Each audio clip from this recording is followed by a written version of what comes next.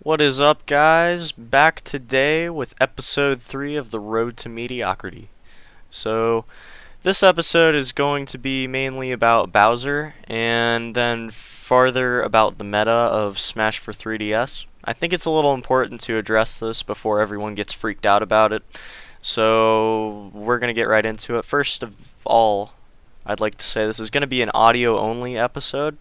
So all you're going to see is King Koopa right there, Bowser, up on the screen, and that's about it. So feel free to go do something else while you're listening to this, and just listen to my beautiful voice. So let's get right into it. First off, as we saw in San Diego Comic-Con and other surrounding gameplay exposure that we've seen, Bowser is very powerful in this iteration.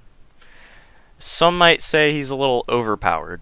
And I think that they're not entirely correct.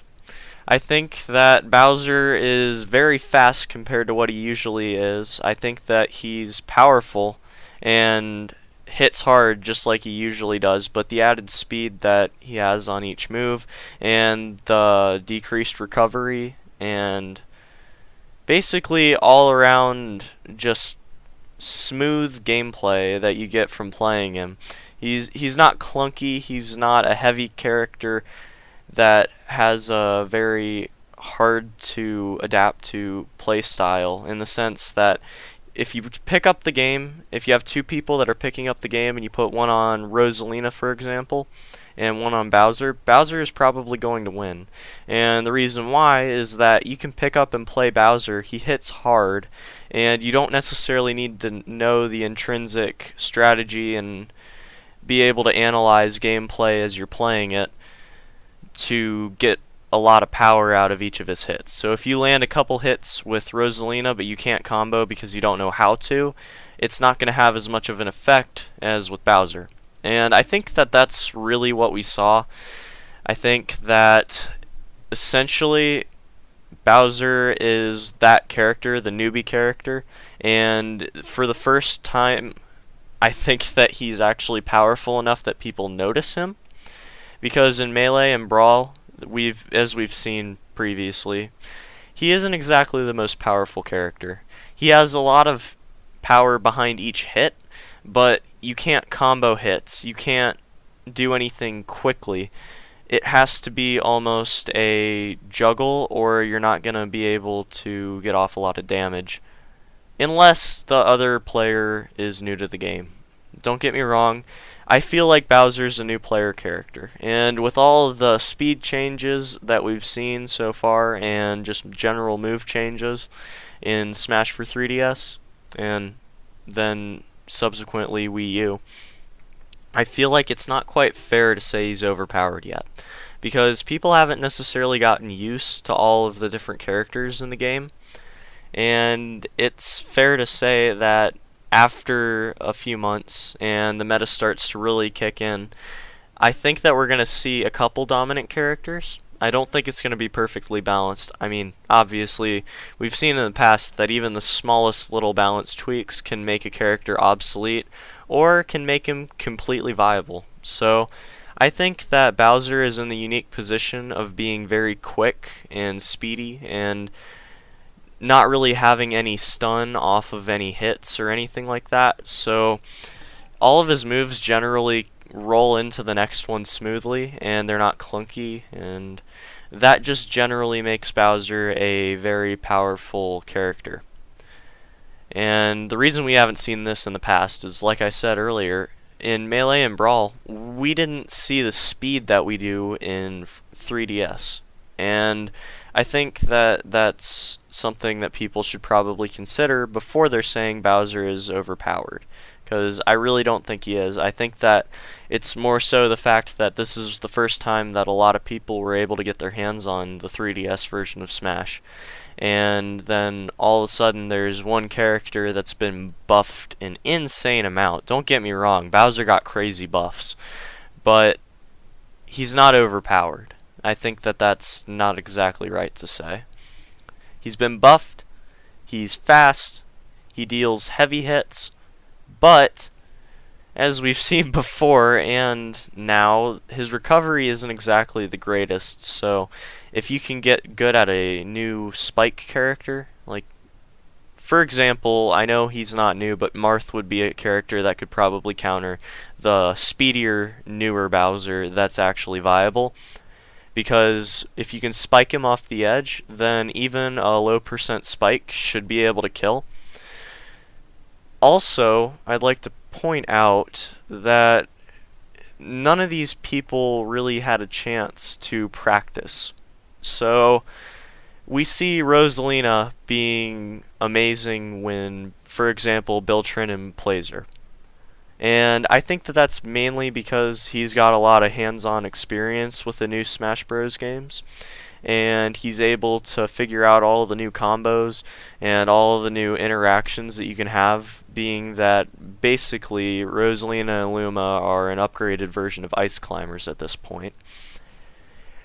I think that they're very complex and that maybe it wasn't the best idea to showcase new characters and have no prior availability to the players. Now, if they went straight into that tournament and there were maybe some demos that were readily available at like Best Buy, for example, if they kept them up or they made it so you could do download play or something of that nature, I think that would be alright, and I think we would have seen a lot more variation in the top few. I was going to say top two, but there can only be a little bit of variation there. I think that Bowser has been incorrectly labeled by a lot of the Smash community at this point as being overpowered. And maybe you guys haven't considered this yet. Maybe you just think that because he won one tournament and was second place in the same tournament, that he needs to be nerfed. And I don't think that's the case.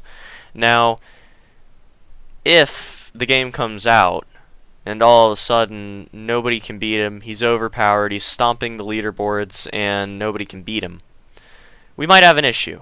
It might need to be addressed. But at this point, I don't think it's fair to make such a rash judgment on that particular case.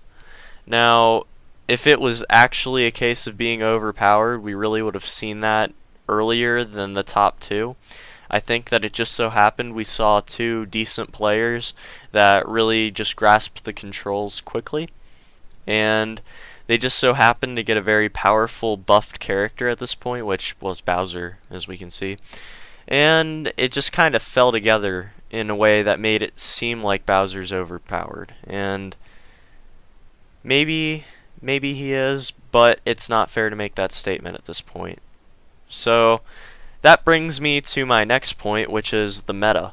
So everyone's calling out meta already. What's the best character? What's the worst character? Who's in the middle? Who has the best spikes? Who has the best juggles? Blah, blah, blah, blah, blah. You can't do that yet, guys. You can't make a tier list yet. Are you kidding me? We've barely even seen anything from the game at all.